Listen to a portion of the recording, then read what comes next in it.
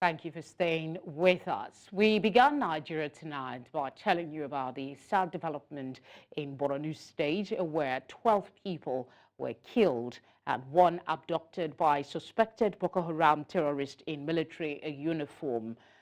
The police commissioner and other security heads have ordered, like we told you earlier, a discreet investigation into the matter to possibly bring the perpetrators to book.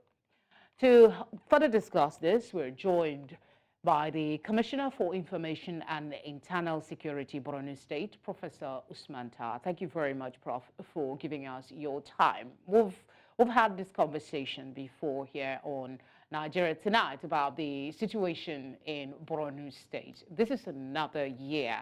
Just before this new year, we had the terrible situation in Plateau. Today, we hear about, what's happening in Chibok.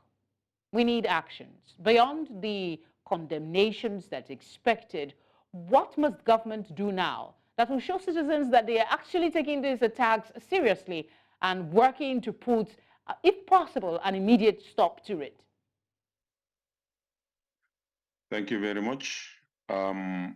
These attacks are sporadic.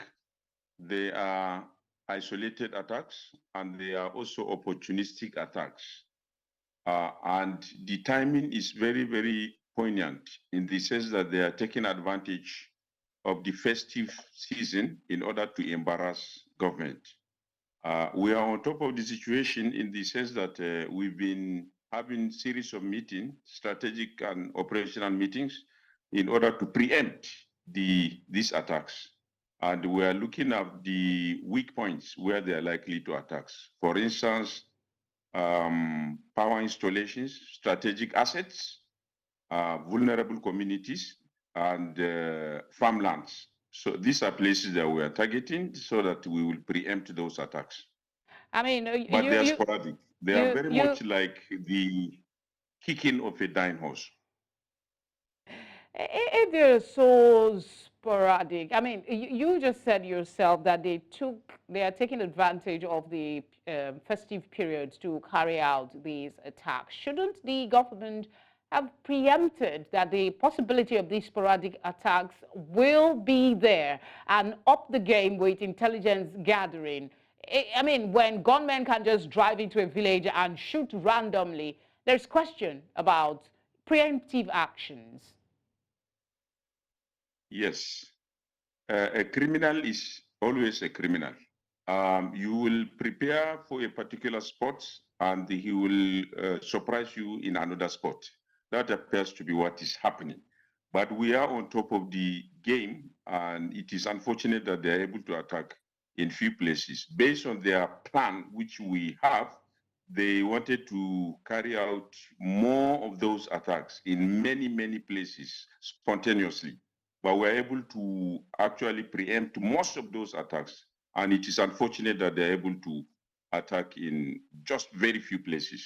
And for this, we convey our sympathy to the affected communities. All right, there's something that I need to get your thoughts on, and that's the incident on Monday is coming just a month after 4 electric towers along the Maiduguri-Damaturu highway was destroyed by terrorists. And this is 11 months after power was restored to Maiduguri after a similar attack in 2021. Some say this is a strategy and an indication of things to come.